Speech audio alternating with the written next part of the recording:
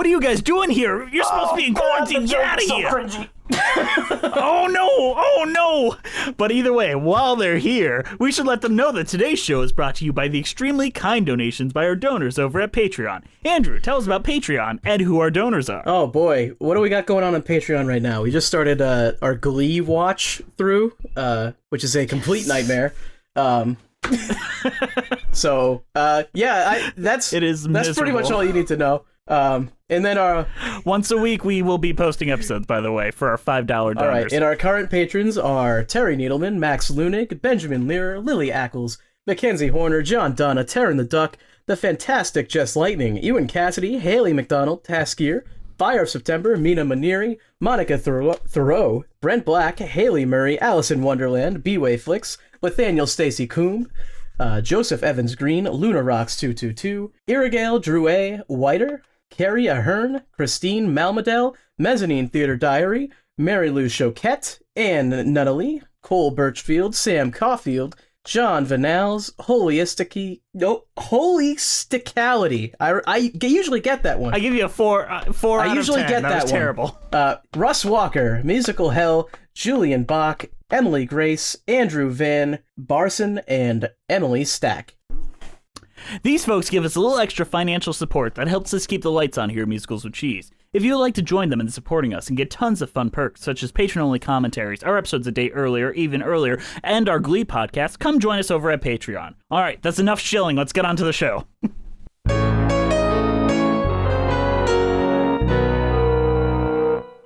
Hello, I'm Jesse McAnally. And I'm Andrew DeWolf. And welcome to Musicals with Cheese, a podcast where I try to get Andrew to like musical theater. How are you today, Andrew? Oh, I am doing pretty well. You know what? I am too, because we have a guest today. Today, I would like to welcome the founder of... Wow, seamless segue. That was a seamless segue. No, thank you. Today, I would like to welcome the founder of the Restless Observers creative studio and the creator and host of Wait in the Wings on YouTube, Brendon Henderson. Thank you for coming on, Brendon.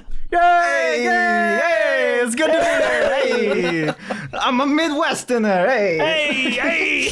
That was very New York. I don't know what you were talking about. We're all Midwesterners. Really Midwest. Yeah, we're all Midwesterners. we discussed this. That's a song from our Wright Brothers musical that we're writing. Yes, we're all Midwesterners. Yes. And we all sing it with New York accents. We're all Midwesterners.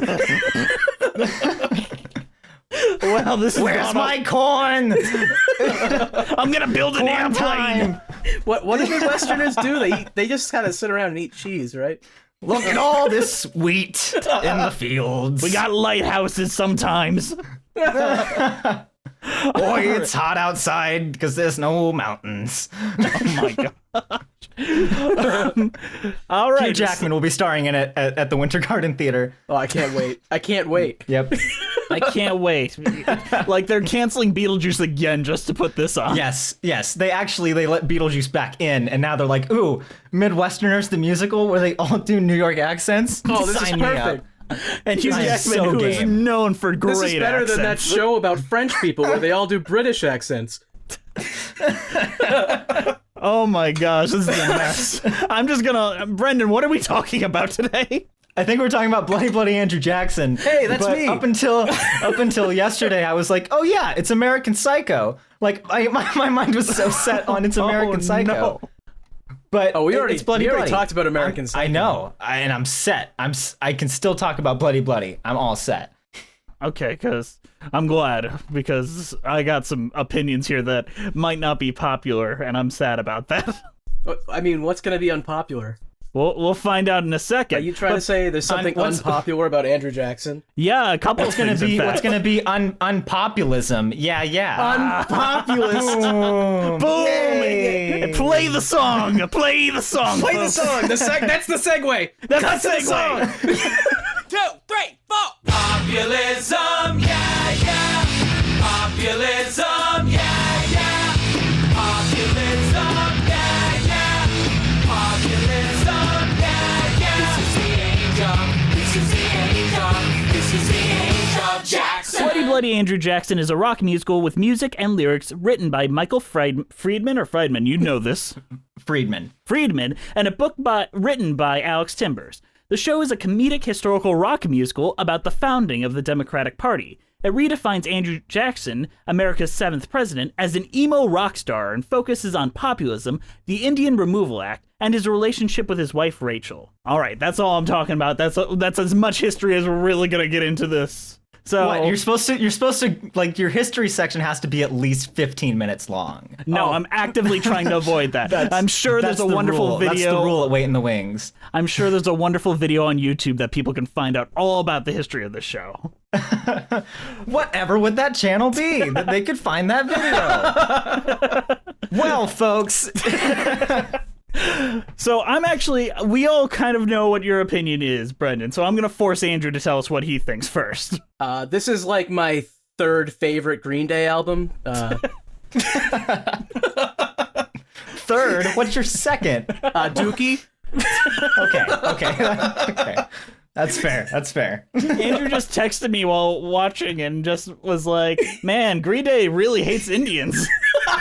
Oh my God. This is a studio cut. They didn't want this one to get out there. They found this in Billy's trash, and they're like, "Yeah, we can use this for a musical, I'm sure." After American Idiot just became huge, they're like, let's do it again. They preemptively ripped off Hamilton again. Yeah.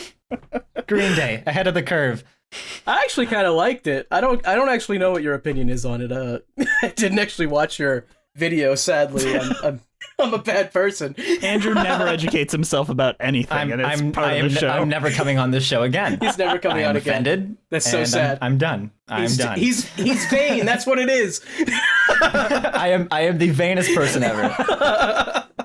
I don't walk into my job without saying, hello, it's me, the YouTuber, Brendon Henderson. I'm a YouTuber. You probably heard you of me. You should take me seriously. I have people who watch my videos. 1,000 comments, and yet I'm so alone. But here's my thing about Bloody Bloody. Yes. Here's just my thing about musicals in general too, because when I was in school, it was just like you always get all of the people who are like, oh, I love a chorus line, or I love Oklahoma, and it's like the true musicals, the classics. Right. The ones where you listen to them and they're just like, Oklahoma, where the wind comes me, that part. Mm-hmm. And that's how that goes, right?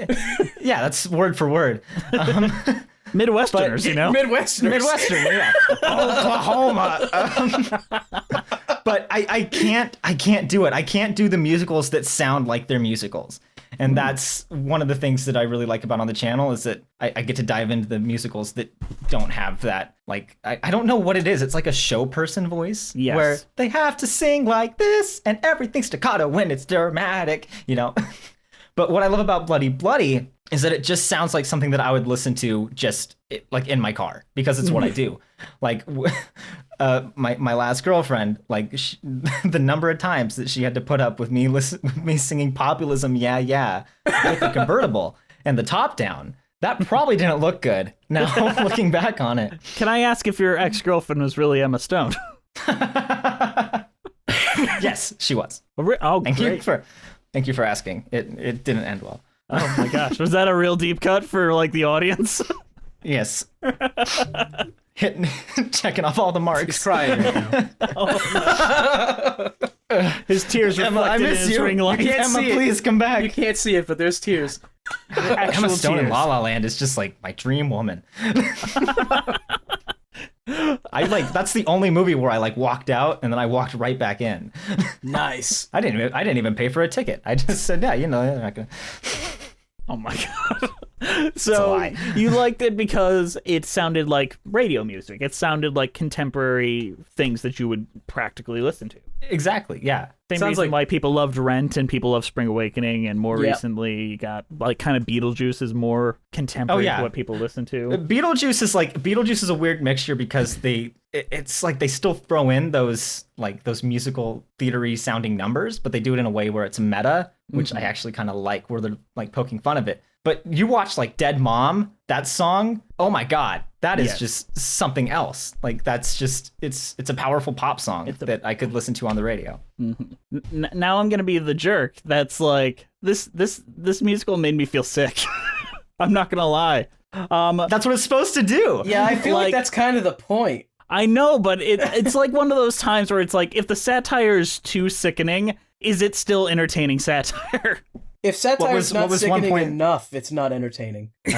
What was one point like in particular that had you like out of because there are multiple moments in this There show. are two in particular that literally, and I'm not even sure if it's just a mood that I was in when I watched this for the first time that's just kind of stuck with me since then, because I loved the album for so long. Let me be very clear, I loved the Cast album for a very long time, and I'm like, oh, this is gonna be good when I watch it. Then I'm watching it and I'm like, oh my god. As soon as like they're like cutting themselves and like wiping on each other and like having kind of like it becomes erotic, like spilling of fluids to one another, I'm like, I get the satire, but holy shit, I can't handle this right now.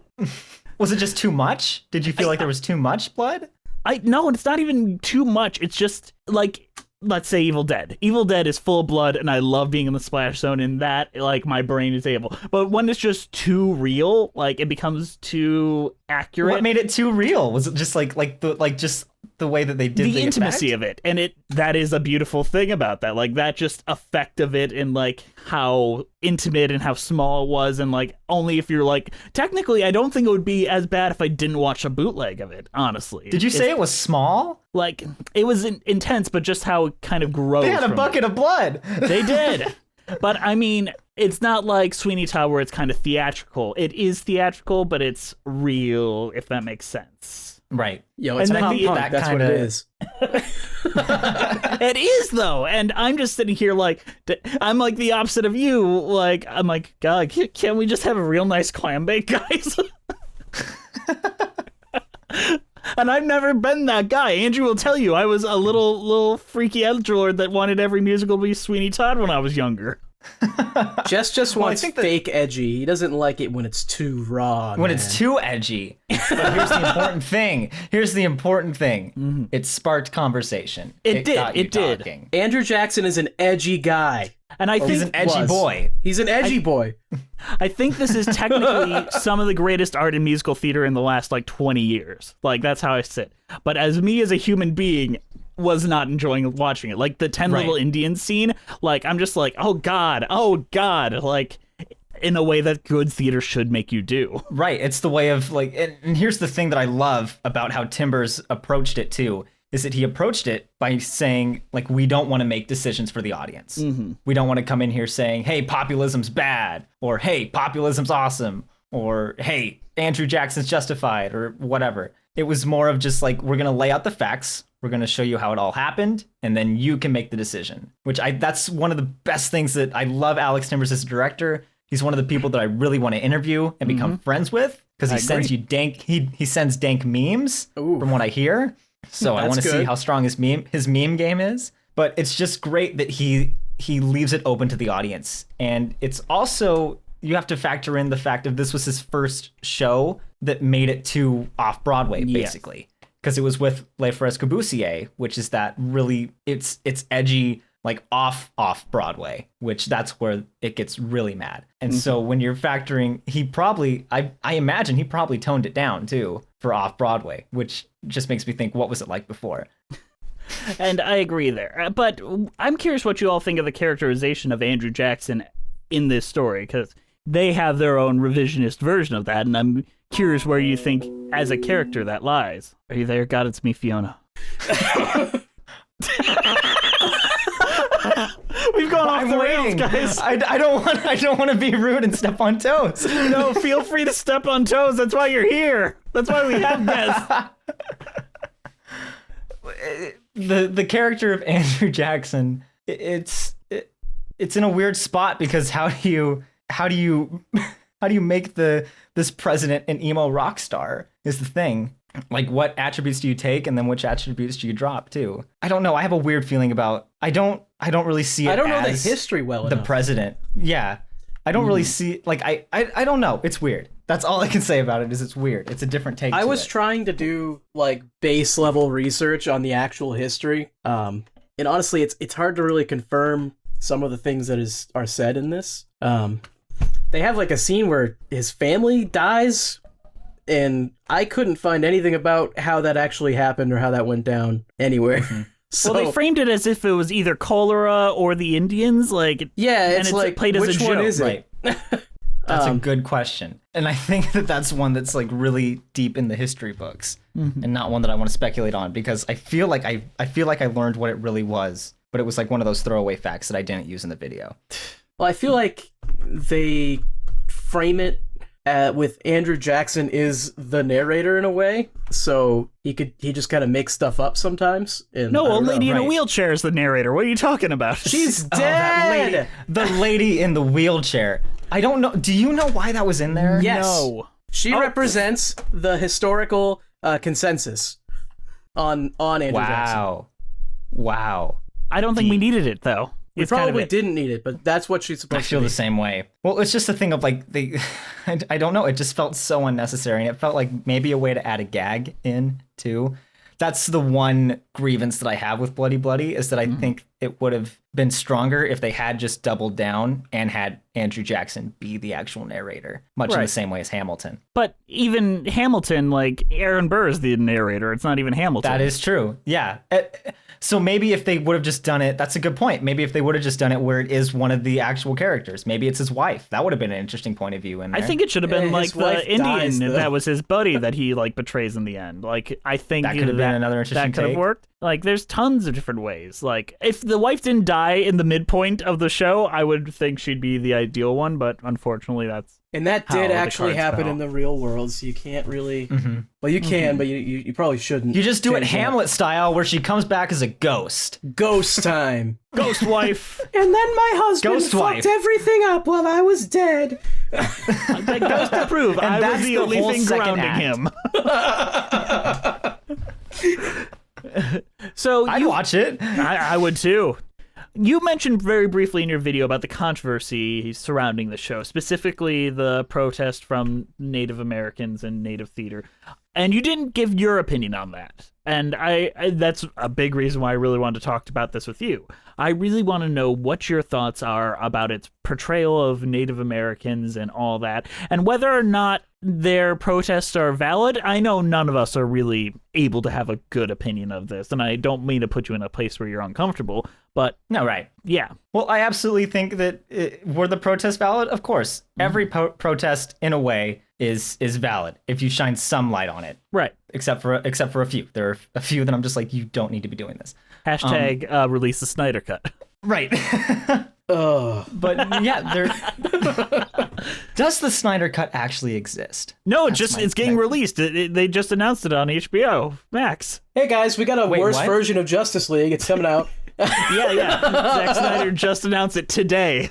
A few he hours really? ago. Yes, this is Wow. a thing that's now happening. my joke's out of date. My joke's out of date in one of the videos. I can't remember which one it is. I think it's SpongeBob. But going back to what you said, on that tangent. Also, The Last Jedi is great, so how about you stop that? Oh my God, we're gonna fight. Let's do this Please, shit. let's not talk about Oh Star my Wars. God. Can we just agree that every Star Wars movie sucks ass? They all fucking Wow. suck. It's a garbage series. Fuck this. I will have you know that I went and I like after the boycott was over for Solo, which I did take part in, and I thought, okay, they've had enough time. I went to Solo and I was standing in the concession stand, and the lady asked me, "Have you seen The Last Jedi?" And I said, "Ooh, you're gonna get me fucked up," and I walked away. I have had so many fights with people about The Last Jedi. It is my second favorite We're gonna Star do Wars a whole. film. We're gonna do a. Oh man, we're gonna do a whole episode where we just fight about The Last Jedi. I would happily do that. It's my Two first musical favorite theater Star Wars nerds. film because they're all equally garbage. They all fucking suck. All of them. You did not expect this turn. I'm so sorry. Either way, have Native Americans. Oh yeah, there's a question. Native Americans Native boycotted The Last Americans. Jedi. The Native Americans protested Star Wars. No, that was just a bunch of like people who were upset because we'll never regain our childhood. I've come to accept it. It didn't take it away. It just your chi- added things you It can did ignore. to me. It killed a If piece your of me. childhood was A part Star of me Wars, is you dead. never had one. What does that even mean? Star Wars is garbage. I'm still a kid. I've heard this from multiple people. Grow up, Brendon. So, but anyway, Native Americans in the theater. Native Americans in the theater. Let's get back to our level-headed discussion. Yes, our level-headed discussion. Ask the question one more time. What is your opinion of the Native American protests of the Andrew Jackson musical? Specifically, I'm referring to the fact that a lot of the shows got canceled. Because I think protests are allowed to happen, and sometimes, specifically like with the most recent West Side Story, I think action should have been taken. Like, that motherfucker should have been out of there. But with this, they outright just canceled the performances, which I think is a little messed up, because... It's a little excessive, and it just treads on that thing of, like, freedom of speech, too. And I think the thing is that people who were protesting it, and this is just my opinion, there might not be any validity to it, but I think that maybe the people who were protesting it hadn't really seen the show. Because the thing is that the show isn't saying, like, Andrew Jackson was justified in his treatment of Native Americans. It's just showing you what happened and then forming your own opinions about it. So it's shining a light on it, which I think is an important thing, because you never, like, they don't talk about that. They literally call him the American Hitler at the end of the show. That's verbatim. Like, I'm not really sure you can say that this is a pro Andrew Jackson genociding Indians musical. And I don't even think like that is the thing that most people have a problem with. It's more the framing of it as a throwaway joke. Like, kind of like people laugh at the death of Indians in this show, where I get the satire, I understand it, but I can also see the other side of it. They are not. I don't think people are laughing at the death of Indians. They're laughing because they're uncomfortable. They're laughing at the callousness of Andrew Jackson and his posse. But it was like I was in a production of Rabbit Hole where I played Jason Willette, and he's like, have you read Rabbit Hole? Okay, so for those of people who don't know, Rabbit Hole is about like a family grieving over the death of their 5-year-old son. Hilarious comedy. It's great. It's after this kid Jason Willette runs it over. Oh my god. See? It's already working. You already don't see him as a human. Yep. After they run the little kid over. And so I had to do this scene where you walk in and you're like, it's a really tense scene where Jason storms into an open house because the family is selling their home. And so he figures now's the best time for me to go in and say my piece.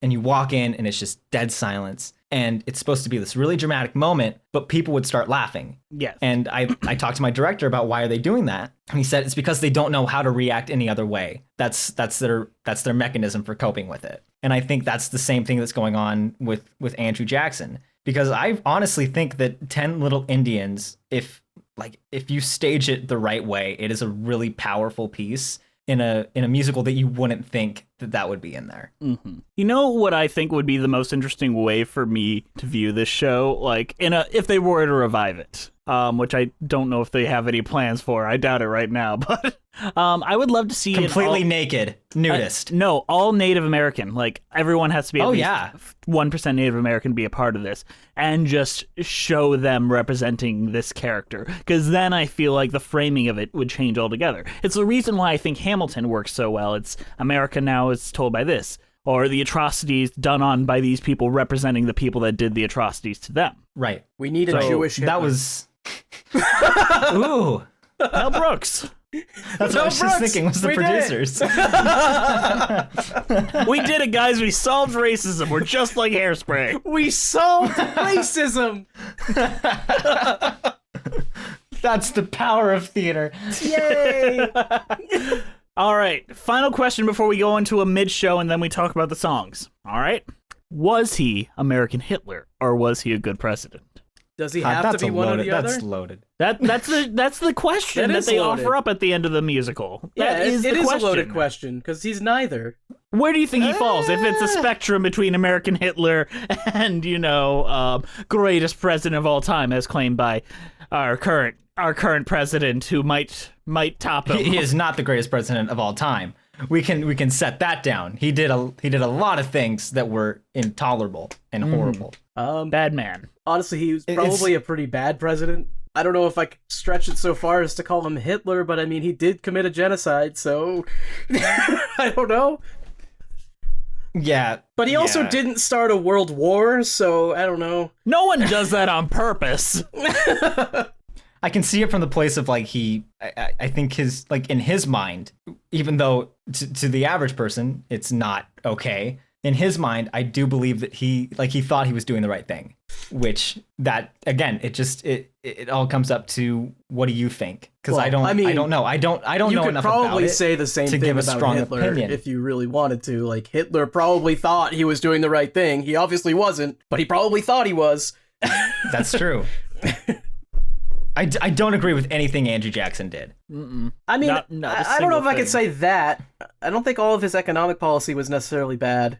See, and that's the thing. I don't know enough about Andrew Jackson to have that strong. They don't really opinion. touch on any of the quote unquote good things he did in this musical. I could see like some of the good things he did was he united the American people in some sense of another. He was really the first people's president. I think it just raises a lot of moral questions of like, well, yeah, he did this one good thing, but does that make up for all the horrible shit that he did? Which, of course not. The world would No. have evened itself out no matter what, even if Andrew Jackson didn't sit there. That's why I think what he Keep is going. he's Andrew Jackson. yeah. I honestly think if there was ever a time to do a revival of this, it is like now, while Trump is in office, because the stark contrast to like just populism and really just the dangers of nationalism in the musical, they mirror society now in a way that they didn't back when the show came out. I think that's part of the reason why it's so hard to stomach nowadays, because it just reflects too much of what we see. People's president. Oh, he's doing this for us, and he's saving us, and no. Right. Well, I mean, Donald Trump is a populist, I would say. I yeah. think that's totally Oh, fair yeah. to say. Yeah, but he didn't like blood all over him. He'd rather get peed on. You know, that was his fluid of choice. If he doesn't like blood all over him, why is his skin orange at all times? Because he gets peed on. That's the P. That's the P. From really dehydrated people. That they have to like take a urine sample before they go in. They're like, this P better be orange or you're getting I executed. applied, but I didn't get accepted. You had to drink nothing but Monster Energy drinks for 4 weeks. Yeah. If you don't pass at least 3 kidney stones, you're not eligible. Oh, I got God. 2, so I got pretty close. You're Ouch. close. On that note, let's go into a mid-show announcement.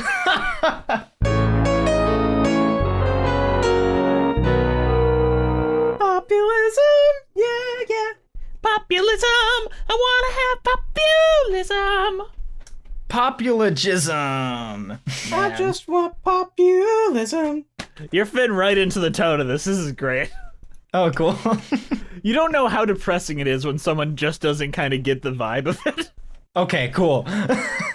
Like, so right now we're like all laughing and having a good time and not like, oh, I got important things to say. It's like, no, they're not that Hang kind on, of I've show. got an important thing to interject here. A fun fact about this is Andrew nice. Jackson. This is good. Andrew Jackson is on the $20 bill. Did you guys know that? Did you know that Andrew Jackson. Andrew Jackson fought to keep the Federal Reserve from existing, so his face being on paper money is kind of an insult to him. That's wow. Yeah, he hated And the that's dollar. why we have to keep him on the bill. Yeah, As like a keeping fuck him you, on Jackson. the bill is actually more of a fuck you to him than taking him off of it. Yeah. Take that, man. Sorry to interrupt you in the middle of the show, but we gotta show it you. Today's show is brought to you by the extremely kind donations by our donors over at Patreon. Andrew, do you want to read the names or do you want me to? You get to do it this time, because I have to fuck do it you. again in 10 minutes. All right. Our current patrons are Terry Needleman, Max Lunig, Benjamin Lehrer, Lily Ackles, Mackenzie Horner, John Donna, Taryn the Duck, The Fantastic, Jess Lightning, Ewan Cassidy, Haley McDonald, Taskier, Fire of September, Mia Maniri, Monica Thoreau, Brent Black, Haley Murray, Allison Wonderland, B-Way Flicks, Nathaniel Stacy Coombe, Joseph Evans Green, Luna Rocks 222, Irigale Drew A. Whiter, Carrie Ahern, Christine Malmedel, Mezzanine Theater Diary, Mary Lou Choquette, Ann Nunnally, Cole Birchfield, Sam Caulfield, John Vanals, Holly Stistically, Russ Walker, Musical Hell, Julian Bach, Emily Grace, Andrew Van Barson, Emily Stack. They all give Making us fun a of little his extra- name? there was some stank on that. Van Barston. Barson. There's two Yeah. A's, so I was like, do I hold the A longer? Yes, you hold Van the A. Barstan. Barson. Man, you gotta invite them to a party. So when they walk in, you just Barstan, and you're saying their name right. The thing is, they have made like a little family among themselves. Like one of them went through like a zombie experiment, like who would survive the longest in a zombie apocalypse with all the patrons, and that was like a fun thing that they just did that on their own. They're a great group. And they also give us a little extra financial support that helps us keep the lights on here at Musicals with Cheese. If you'd like to join them in supporting us and get tons of fun perks such as patron-only commentaries, our episodes a day early or even earlier, come join us over at Patreon. All right, back to the show. Why wouldn't you ever go out with me in school? You always went out with those guys who thought they were so cool, and I was just nobody to you, nobody to you, nobody to you. But it's the early 19th century, and we're gonna take this country back for people like us who don't just think about things, people who make things happen. Sometimes with guns, sometimes with speeches too, and also other things. 1, 2, 3, 4. Populism, yeah, yeah. Populism, yeah, yeah. Let's talk about Populism Yea Yea, because that is like the iconic opening number of this show. What do you guys think of that song? It just sets the tone. It sets the tone of what this show's gonna be. It's a thesis 'Cause as I- well. Yeah, it is. It's if you walked in thinking it was going to be some intellectual deconstruction of Andrew Jackson, get your tight pants on because you're in for a ride.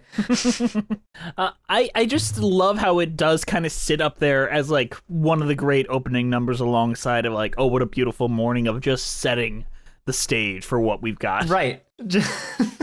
Why wouldn't you ever go out with me in school? Like, what does that have to do with anything? It's pop punk, man. That's what it that's is. the thing. Whining. It just sets the tone right off the bat of, hey, it's emo. That's what Friedman was going for. Was he wanted it to sound like something? He just wanted it to sound like high school kids who were just upset about girls. And I think he really hit the nail on the head just with this first number. And really, that's what populism is in the end. It's just a bunch of people that are pissed off about something. That's true. That is true. And like it just kind of thrills you up and like I don't know how to. It's like an energy that leads it, but it doesn't quite hit that energy again. I'd say like it really comes in strong. Like here's our message, here's our theme, but then we don't quite get to like that musical style as heavily after that. Right. And I think what I love most about Populism, the song, is that it was created as a joke. Like that was the first thing, it was created as a joke. Where Friedman just like they were saying, okay, what are we gonna do? How are we gonna open this show up? And then Timbers just said, I want there to be a musical number just about populism. And so Friedman says, oh yeah, like what? Populism? Yeah. And then bada bing, bada boom. Here we are. Here we are. That's it. I wish that you were dead so that I could paint your face a different color. Who was it that ever said that my life really couldn't get any duller? My family's dead and I can't see a way to carry on. I'm not that guy. I'm not that guy. Life sucks, and my life sucks in particular. Life sucks, and my life sucks in particular. Now, as for non-traditional a musical this is, it does follow like the song structure of musical theater. Because we have our opening number, setting up our world, our beliefs, our themes. And then we follow it up with I'm Not That Guy, which is a traditional I Want song, if I've ever heard one. Oh yeah, but they still find a way to add in this emo twist to it too. Mm-hmm. Does my mic sound like really echoey? Has it been echoey this whole time? No, It sounds okay? Yeah, Okay, you sound it's just great. on my side, then. You're great, baby. Don't It's on worry your about side. it. You're hearing yourself. Self-conscious. You're hearing my yourself microphone. hear yourself. Yeah, that's what's going on. You get I got get like out a of new your own microphone head. setup, so I'm just making sure. Some person's just at home listening to their podcast. They're like, God, why won't this guy shut up? His echo. Don't worry, we'll just put some D-reverb on it, and you'll be fine. No, that won't help at all. Don't. Can we just auto-tune my whole voice for this episode? Yeah, we're gonna vocode you to some of these songs, so if that's okay. Oh, yeah.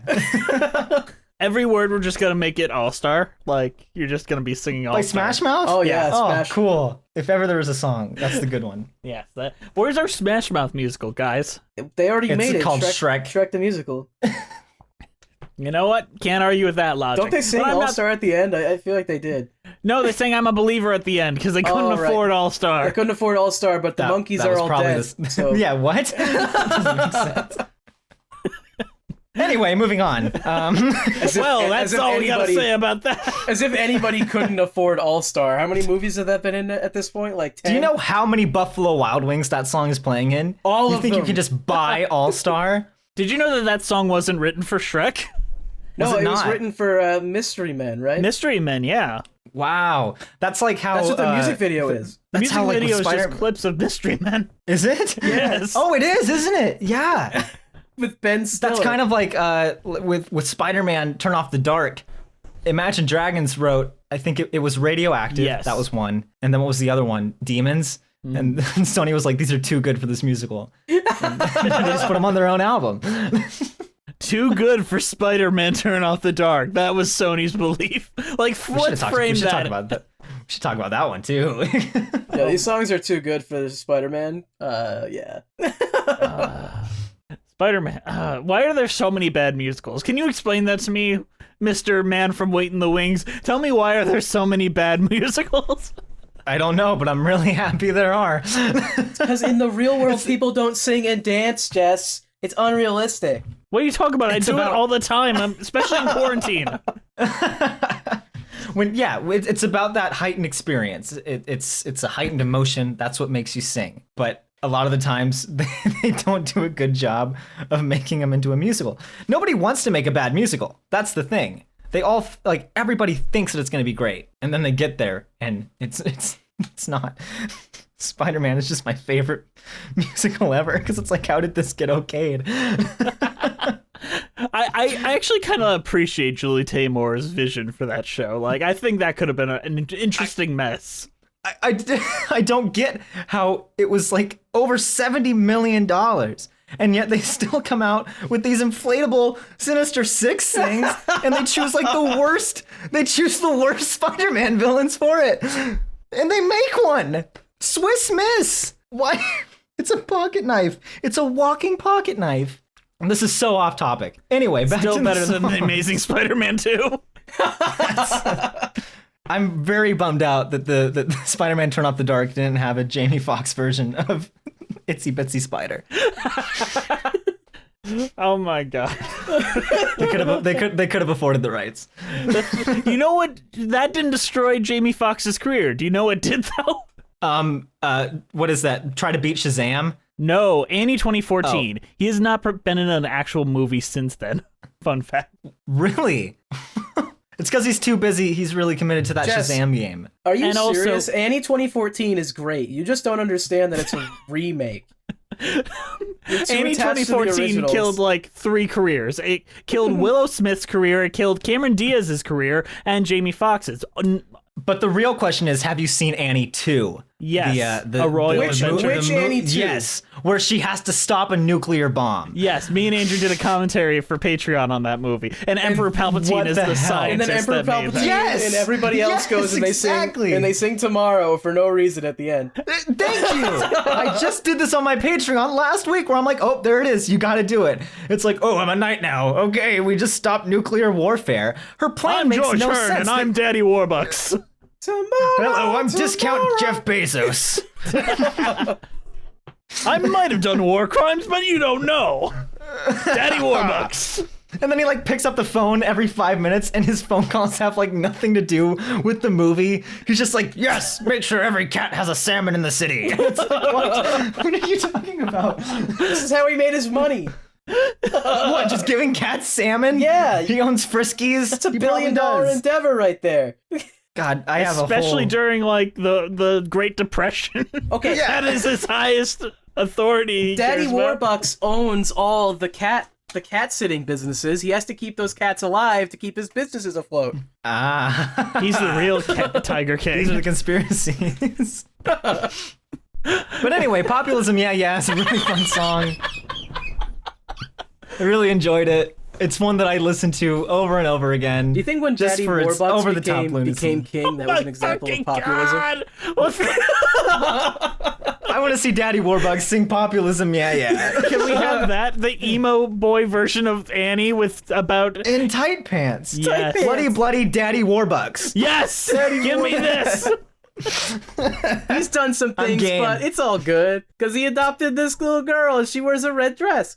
Oh my god, Andrew Jackson is Daddy Warbucks. He adopts a little orphan. Oh shit! Oh my god! Different take. Eat your heart out, Timbers. Daddy Warbucks? Oh my We god. figured you out. He secretly actually killed Annie's parents and he feels bad about it. Now this whole tangent makes sense. It all No, it Thanks doesn't. for listening. Let's not pretend that suddenly made everything relevant. It just made it so I can't cut it out of the podcast anymore. Yeah! We just make it sucked away relevant. 20 minutes of your life. How does it feel? You're not getting that back. All right, let's talk about 10 Little Indians. 7 little Indians playing pickup sticks. One got burned real bad and then there were 6. 6 little Indians trying to stay alive. One didn't do so well and then there were 5. 5 little Indians banging on the door. One got in and then there were 4. Good night, good night, good night, good night, good night, good night.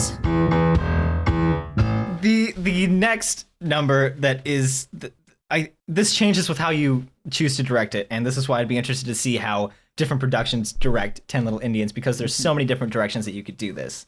I really want to stage a production of Bloody Andrew Jackson, because just the way that I could see this happening is that the way I would stage it is if you had like 10 people standing in like how bowling pins stand, and if you just had them drop and then the lights go out when they drop each time. That's what I would think of if I would do that staging. But it's just it's such a dramatic piece that doesn't sound like a dramatic piece, and that's what's really off-putting about it. And also the dialogue doesn't frame it like a dramatic piece. It frames it like a comedy piece. Like a musical interlude with a comedy skit in the between. Yeah, that's Yeah. a good way to look at it. It's Cool, good talk. It's interesting. It's like the silence, because it is like a droning, like kind of, I don't want to say staccato, but it is like they let it breathe a lot. Like there's a lot, And it's so different from every other song in the musical too. Like you're used to, that's between that and then between that and the Corrupt Bargain. Those are the two that are more leading into that musical theater tone, which creates this really interesting contrast, I think. I wish they would have added I wish they would have leaned more into the emo with it just to see how it could have worked, but would that have detracted from it, from what it was trying to say? I think that once you don't, I feel like Andrew Jackson is the only emo one, and I feel like the framing of the show is he's the only one allowed to be emo, so when you see other people, they have to kind of be traditional musical theater, or with this, it is kind of like a taunting nursery rhyme, like more than it is like a traditional theater song. But where with you have the Corrupt Bargain, that is, I felt that in like, okay, this is like when you have You'll Be Back as like the classic like musical theater song, because it's the king and it's old tradition. I got that. It's like the old guard type of thing. Yeah, exactly. And so that piece, I believe that it does show like how out of touch they are with the American public, because it's Andrew Jackson, but then it's also a lot of the American citizens who are allowed to be emo too, because that's what the country is. That's what the country looks like.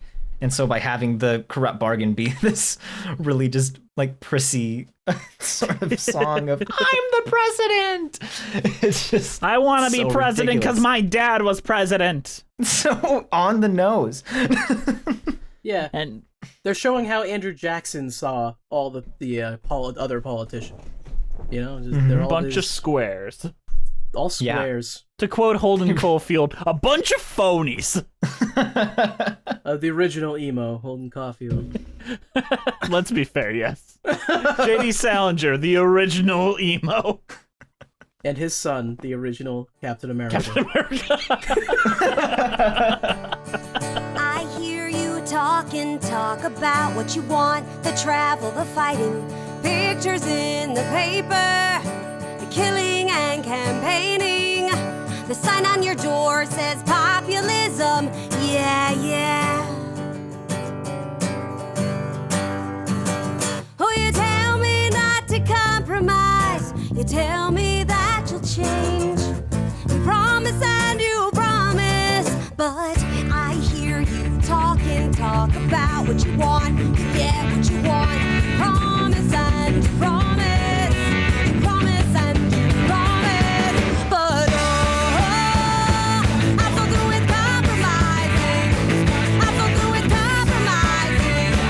I'm so through with compromising. We have no private life. You give up nothing. I give up everything. You give up nothing. We have no private life. You give up nothing. I give up everything. You give up nothing. Let's talk about the Great Compromise. Just this song, it is like pure emotion. And I think there's just something. This is the song where she sings it and then she dies, right? Yep. Like right after. Yep. This is Yeah. her. I'm done hate being that on pacing. stage for a bit. I hate that pacing so much because you've got The Great Compromise and then you have Public Life, which are the two best songs in the musical and are really good at driving the narrative forward. And yet they just get like, I think it doesn't get taken as seriously because there's that little brief section where it's like, oh, we need to be funny right now. When I think they could have gotten away with just two songs where they weren't funny. Right. And I agree. But Great Compromise is just, that's the song that I sing in my kitchen, like just top of my lungs while I'm cooking taquitos. You know? I'm no good at compromising. I was doing it right before I came on here. No taquitos, but that's for later. I mean, I see exactly what you mean about the pacing, and it feels like her only moment to shine in this show, to be honest. Right. Yeah. And then they just kind of downplay it by just having her go "Ugh," and then dying. They gave her a real Fantine. They made her a real Fantine. Sing one good song, then get the fuck off stage. She dies, Right, and the it's audience like- goes, "Who was that?" Oscar. Is that the blood lady? That's what she gets to do. She gets like cut her wrists and then sing Were a they song. and then die. married, or was she already married, or what was going on there? She was already married a Midwestern second the ago. Is she taking a nap? Is this it? Did you I fall take a asleep? Wake up, lady! There's still an hour left. Is there an I paid intermission? $44. I don't think there's an intermission here. How's she gonna get off the stage? The worst She just part gonna is, lay there? Get a job. like, you won't see that in a New York audience because New York audiences are mostly respectful. But if you go to I'm like, sure, like, if you go to a Detroit touring production of any is that what it's musical, like? that is what it's I bet like. if you went to I bet if you went to Broadway back in the 70s when it was just like the slum, I Yeah. guarantee. Why'd you take his mask off? That wasn't nice. Give the Phantom back his mask. Phantom wasn't even open yet. We gotta bring back heckling. So great. What, the story's going backwards? What's on the t-shirts? How am I supposed to read it?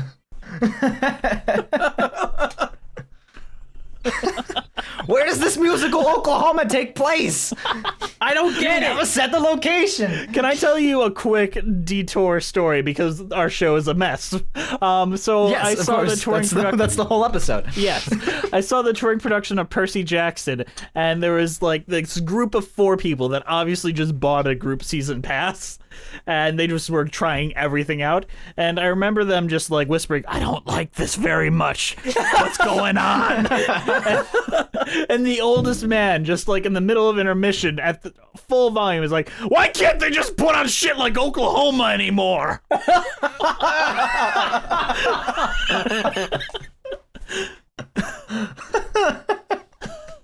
I remember I saw a production of Oklahoma. I was in high school. It was my senior year of high school. And I went and I watched it. And I'm like, wait, did the lead character just tell that guy to kill himself? Yes. Are they celebrating that he killed himself? Yes. This is a horrible play. He is not a hero. There's a whole He song just made about a man. how the guy kills That's himself. so It's great. bad. Bet you It's won't a do good, it. wholesome American musical. Yeah, he told him to kill himself. Bet you won't. People are like, you better dead, 13 reasons why. There's no way you'll kill yourself. No way. Public life. Freaking bet, man. No private life.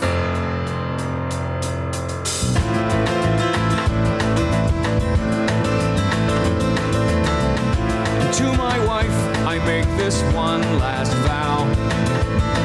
I'll give my life to the people now. I'll be the man they need, the one to lead a generation. I'll listen to their voice with every choice as we transform this nation. Oh, I'll keep on going. Oh, I'll keep on going. Oh, I'll keep on going. I gotta be that guy. Public life. What are your opinions on Public Life? Oh, that song is fucking great. It kind of comes in a weird place in the show where it's like, all right, we should be ramping down. Oh, but we're not. We're not. He's still got to be the president. All right. Like, I like the song and I love down the album, but in its place in the show, it was really hot. Like, I'm like, okay, Right. this feels weird and I don't like It's just something gets really wonky in that Yes. middle part. But God, Public Life just stands on its own as like that's like not having. I think you're actually in a better place listening to Public Life and visualizing it in your head as opposed to seeing it in the show, as bad as that sounds. Which again, that comes down to like how you want to stage it. And I don't know though, it does come down to the book too, because there's just that weird section in the middle. But that's just that's like the call to action of you've seen him be this really down and out, like, oh, everything sucks. Why doesn't anybody like me? And all that stuff. And then Public Life is just always like, okay, well, shit's got real. Let's grow up and let's do this. Well, the thing is, he sings this and he's like, yeah, shit's getting real. I believe in this. I'm going to do it. Then the next scene, the very next scene, it's like, we're playing football in the Oval Office. No. Yeah. It's kind of like they're that's a good point. They're building it up for this great journey, and then it's like, oh, he did it. Yeah, and especially after the death of his wife, and basically throughout the first chunk of it, she's like, yo, I want my life, and I want this, and do you really, I don't think this is right, you shouldn't run again. And he's like, well, now I promised my wife I'll give my life to the people. And I'm like, that's not what she wanted you to do. Yeah, but I don't think he understands what she wanted him to do. But this is framed as like the act one closer to a one act show, which is weird, but that's fine because of how the show is just lengthwise. But it's supposed to feel like the epic call to action, like high point before the low point part of the story. Right. It's like it's kind of like the midpoint on the rising action line is what it Yes, feels like before exactly. you hit the climax. But then it just kind of is like, oh, he won. Especially because they like make a big point out of that, of him Right. trying to defeat like John Quincy Adams and that whole coalition too. So then it's the question of, did they make the mistake where they tried to cover too much ground Right. over the show? Because that's kind of like, it kind of gives me the same feeling of Chaplin the musical, Yes. where they tried to like cram in his entire life into 2 hours, which me and Chris Curtis, we talked about this. This is the video that got taken down because Chris Curtis didn't like what I said. Oh, But no. Yeah, but now we're friends. Now, because it was back when I was really angry. I was just really angry with like Spider-Man to Chaplin, where I was just like trying to go full Mark Maron mode with the God. videos. And I was like, oh, you know what? Maybe you should try to be like positive about videos. And that's where we are at now. But yeah, and still, I think the point that's stands. personally, I think that's the right move for your channel because I love Right. SpongeBob and I love the Beatles or Beatles. Right. It's and I good. love It's the Beetlejuice. thing of like, don't do a hatchet job. Yeah. Like that's so easy to do. It's so easy to do a hatchet job. That's like the low-hanging fruit, and so that's what I clung on to. But now it's like, hey, what if you actually take up the challenge of being like, hey, look at why this musical's great? Because that's the important thing to remember, is that with musicals, it's literally a piece of somebody like that they're giving to you, that they're showing to the world. And so sure, it might not be good, but who knows? Good is no one's doing it for the money. So It's kind of the way to frame it. No one's doing it for the money. Except for Frank Wildhorn. He's doing it for the money. And Bono's just doing it to just say, fuck you, Weber. I mean, aren't we all doing it to say fuck you, Weber? I am. He stole my name.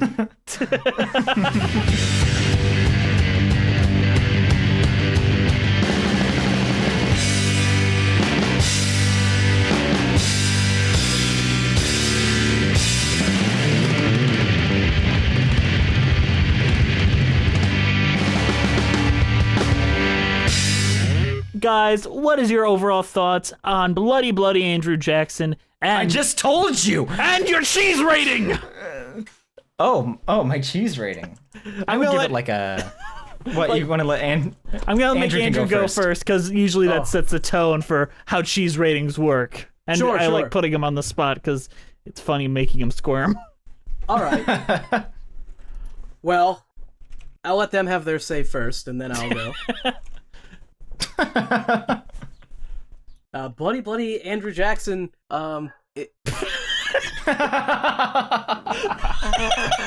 is one hell of a ride.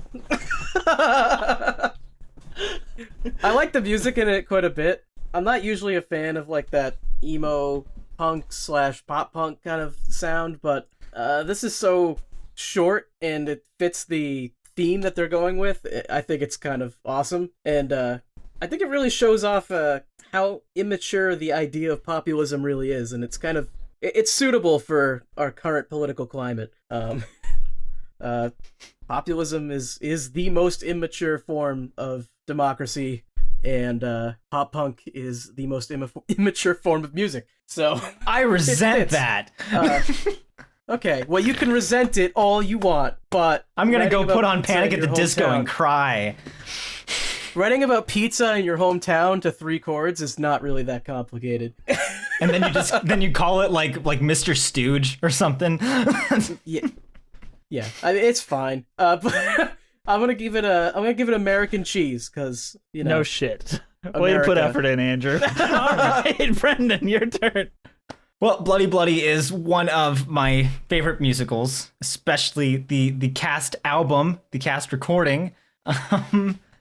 I think if I had to give it a rating, I would say it's like a sharp cheddar where it's a little rough around the edges, but man, does it pack a punch. sharp cheddar is very delicious. So Well, I think it's great. I think like I would love to see a more recent production of this because I feel like in 2009 it was right after like a Bush's presidency. We're kind of into the hopeful age of Obama that suddenly torpedoes downward in 2016 because the world becomes a horrible shit show and oh my god, we're all dying. But I'd like to see it framed in our more modern like view of that, which is a little bit more cynical nowadays than it was back then. Which maybe is we part can of get a the sequel. Bloody Bloody Donald Trump. Bloody Bloody Alexander Hamilton. I still want to see Bloody Bloody Daddy Warbucks. And with all that being said, my cheese rating is bloody head cheese. Shut up, Jess. Boo! Jess, get off the stage. At least I put effort in. Sharp put any cheddar effort in. American. You didn't put any Sharp effort in. cheddar, thank you very much. Sharp cheddar. I could have said it's a Gouda time, but that's the low-hanging fruit. It's I too don't. easy. Honestly, I think only one person has ever made that joke on this show. How? That's I like easy to know. go. It's crazy. It's crazy. I think everyone figures that everyone else has already made that joke, so they don't make it. Yeah. I Swiss that wasn't the case. The one we get a lot is, like, especially if the musical's kind of flawed, they're like, well, it's got some holes, so I'm going to give it Swiss cheese. It's Swiss cheese because it's got some holes in it. And I'm like, the podcast people can't see the face I'm making, but it is very disappointed. And I always say, well, Swiss cheese is delicious, so if it's not so good, maybe don't give it Swiss. Is there really a bad cheese? This is another topic for a different time. Oh, there's I mean definitely blue bad cheese, but that's a dressing, right? Did you? Oh man, we're gonna debate next time about blue cheese. Blue and cheese The is Last pretty Jedi. good, to be honest. But it's not a cheese, it's a dressing that frames itself as a cheese. There's cheese in it. They have like blue cheese crumbles. Yeah, but I'm not going to give it a mozzarella stick and call that a cheese. mozzarella Just 'cause it's got stick cheese is a in it. Cheese. cheese. too. No, it's a It's a stick of mozzarella cheese. no, it's fried shit It is and the fried cheese is and inside cheese. it. It is fried cheese. Dude, fried cheese is really good.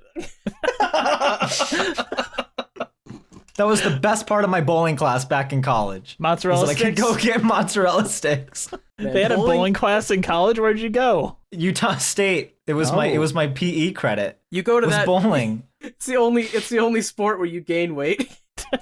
You go bowling and then you eat one mozzarella stick, and it's like, all right, I guess there goes everything. This is my life now. I got graded for eating mozzarella sticks.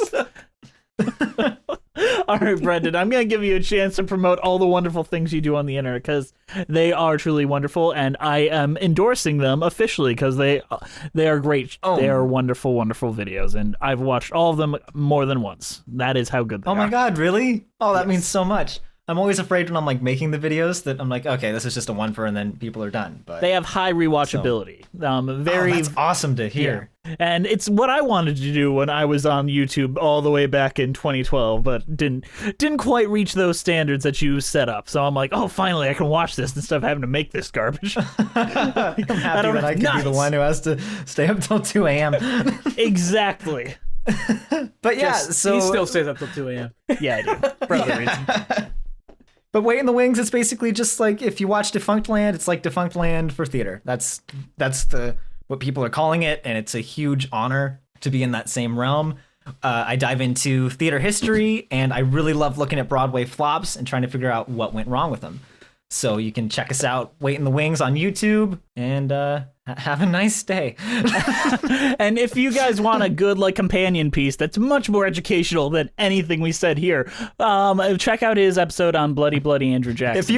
If you want to hear me sound like I'm smart, I did Come on research over on it. this one. pushes up my glasses. I'll have you know that Bloody premiered. And if you want to start some conspiracy theories, check out his Beetlejuice episode. Because you're like, wow, why did Sophia Ann Caruso leave all of a sudden? That's creepy. There are so many conspiracies, but I'm not going to talk about them because they're not fact. I'll talk about them. I think the Illuminati's involved. They blackmailed her. They hacked her Instagram account and they posted that thing of like, I love my cast members. I think it's like the Avril Lavigne thing where she doesn't exist anymore and now it's just a body double. Or the Paul McCartney thing that she died in a car accident and now we just have her mom pretending to be her. And selling all the fan-made props. Gosh, eat your heart out, Catherine Steele. We know what really happened. You guys want to hear an incredibly relevant fact? Yes. Andrew Jackson was the first president to ride on a train. And this What? episode is an What? absolute train wreck. But do you know what's not an absolute train wreck? What's that? Our wonderful patrons. Thank you guys for listening. Please leave us a review on iTunes, Spotify, Stitcher. We're all there at Musicals with Cheese. Our Twitter is at Cheesy Musicals. Our Patreon is Musicals with Cheese. Our Instagram is also Musicals with Cheese, as well as our YouTube page. We also have the brand new patron-only podcast, Feel Glee that we're with pulling Cheese. into the station here. Yep, we're back on track. Back on track. Glee with Cheese, once a week. Me and Andrew are going to watch one episode of Glee per week, and it's honestly the worst thing we've ever done. I am so sorry. It is My terrible. condolences. Oh. If you want to shoot bad. us, No, it's okay. Just keep your heads up and don't stop believing. that was the first episode. That was the first goddamn episode. I'll have you one they know, played we're during all the the way Super on Bowl. Single Ladies now.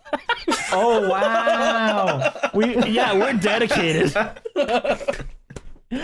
Our email is God. musicaltheaterlives@gmail.com. Our title card was created by the absolutely incredible Jolene Casco. Go send her some love on Instagram at Jolene Casco. All right, gentlemen, is there anything else you want to say before we wrap this all up? Come watch some mini docs on my channel.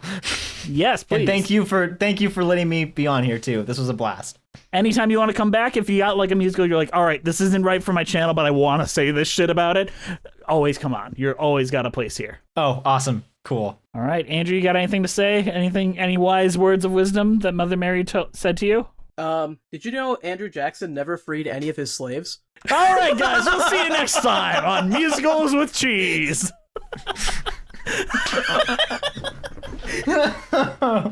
Oh, God. Where are you finding this stuff?